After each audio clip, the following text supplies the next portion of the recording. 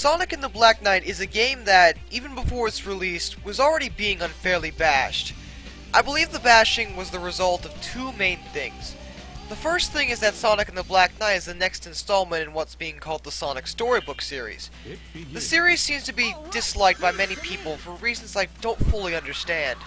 The second thing is that this time Sega went with a different sort of gimmick, and people seem to dislike that, but I don't feel that that's really fair to the game, and I really think people would have given this game a chance rather than immediately bashing it based on appearances.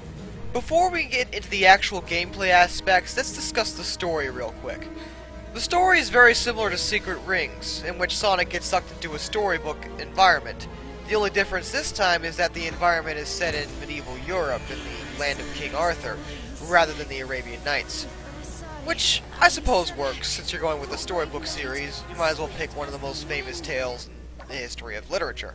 But the plot goes a bit deeper than just Sonic getting sucked into a random storybook. There's a wizard named Merlina who is the granddaughter of Merlin, and she's on the run from who, at the time, you believe is King Arthur. And he seems to have become corrupt, and is chasing her down for reasons you don't fully understand until later in the game. During this sequence that Merlina's running from King Arthur is when she decides to summon someone she calls the Hero of Wind, who turns out to be Sonic. He saves her, and, well, that's where the story goes from there. Merlina explains that she needs Sonic's help in order to stop the now corrupt King Arthur, and to do it Sonic needs a special sword called Caliburn. Caliburn turns out to be a talking sword, which sounds stupid, but Caliburn's personality actually becomes more apparent as the game goes on, and it's somewhat amusing to see him and Sonic butt heads during the progression of the game. One thing I will say about the plot is that about 3/4 of the way in, the game takes one of the most ridiculous plot twists that I've ever seen in a game.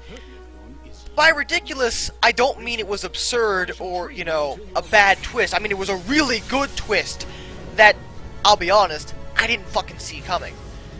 It really did catch me off guard, and I was very, very happy with it, because suddenly the plot became awesome and the game actually got me really pumped, which is something Secret Rings also did at one point during the game. In addition to the new characters, there are some other characters from the story that are being played by the original Sonic characters. For example, some of King Arthur's knights are being played by Knuckles, Shadow, and Blaze. All good choices, but the characters really don't look very appealing or legit in the armor they're wearing. They just look very strange. But you can look past it, I suppose. Also, the Lady of the Lake is in the story, much like the original King Arthur, but she's being played by... Okay, I understand this really isn't too big a deal, but was there any particular reason why they couldn't have used Tikal? I mean, in the original Sonic Adventure game, Tikal was a mystical lady who came to help the characters in that story. She would fit the role of Lady of the Lake perfectly. I don't understand why, and while I like Amy as a character, she does not fit the Lady of the Lake at all, but whatever, it's a minor issue. There's also a blacksmith played by Tails. A good role for Tails. Blacksmith actually doesn't really play too big a role in the story, but he's the one who runs the shop. Now the shop consists of three main things. Number one, it allows you to select your style of play. There are several different styles, and I believe you can unlock other styles later in the game. There's also a section where you can equip various items to your characters. I'll explain how you get the items later on. There's also a section where you can create various weapons, which is kind of cool, but the problem is I think they're asking a bit too much when it comes to creating these weapons. Some of the items you need a lot of. One minor note, there's a musical tune playing in the blacksmith shop, and it's actually a violin rendition of Tails' theme from the original Sonic Adventure games. That being said, in the game there's a art section that's a collection of fan art from various fans from around the world, which is really nice, and during it there's a violin rendition of Doesn't Matter from the original Sonic Adventure games.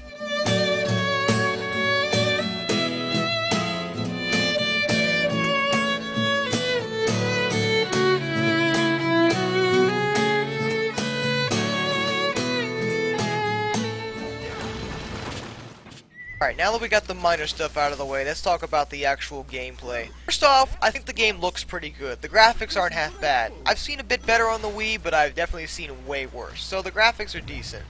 As for the actual game, well, it's much like Secret Rings, only you use both the Wiimote and the nunchuck. You control Sonic's direction and movement with the nunchuck, and you use the Wiimote to swing. It actually does work really well. The only real problem is that there are going to be a lot of enemies to face. That being said, you're going to be swinging the Wiimote a lot. This is the only Wii game that has ever given me a wrist cramp. You can get used to it after a while, but I really think they should have dumbed down the number of enemies to face. It does take away from the game just a little bit, and messes up the flow of speed. There are specific attacks you can do and combos you can use, but because all of these are controlled with the Wii Motion, the gameplay is probably going to boil down to you just randomly waving around the Wiimote while Sonic swings the sword. The game is, by nature, a waggle fest. But at the same time, surprisingly, it's actually a lot of fun to play. It's fast-paced, action-oriented, and enjoyable. I mentioned the items earlier. You get to select the items at the end of every stage, but you only have a certain amount of points in order to choose the items, so you have to choose wisely as to what you want and what you don't. It's not a bad feature, but I do find it mildly irritating and unnecessary. There's only a handful of boss fights in the game. They're okay, but I don't think they're as good as the ones in Unleashed, and they tend to be a bit chaotic and once again boil down to you just waving the Wiimote around like an idiot. But they're okay. One other thing I really like about this game is that you don't have to play as just Sonic. You can choose to play as the other knights if you want to later on in the game. This is pretty cool, and every knight is designed pretty well. Each one has their own unique gameplay style, but they all work. The only one I feel the need to mention is Gawain, Knuckles, because he can fly over all the enemies. To be fair, you might not want to be doing this because it'll ruin your score at the end of the level, but if you're just playing through the level for speed, it does make the level way too easy. There's a couple extra features I want to mention real quick. There is Wi-Fi in this game, but it's not what we wanted nor what we expected. The items that you can get from the game, you can actually trade with your friends over Wi-Fi, which is pretty cool. There's also another mode that's basically a high score list, where you can try to beat each other's scores in various challenges that are only listed on the Wi-Fi section. But the Versus mode isn't Wi-Fi, it's only local multiplayer.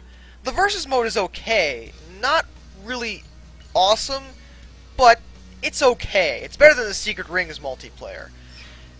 I really feel that this should have been Wi-Fi. I mean, in Zero Gravity, at least they gave us ghost races. Why wouldn't you want to make the Versus mode Wi-Fi? I mean, it doesn't really make much sense. Like I said, the Versus mode is okay, but nothing special. My final thoughts on this game are, it's vastly underrated. I really find this game enjoyable to play. I do understand why a few people might not like it, as I understand that a lot of people, and I mean a lot of people, really despise Waggle Fests, and if you really hate that, I'd advise avoiding this game, but if you're willing to give it a shot, I'd give it a rental. And that's all I really gotta say. I'm done. Have a nice fucking day.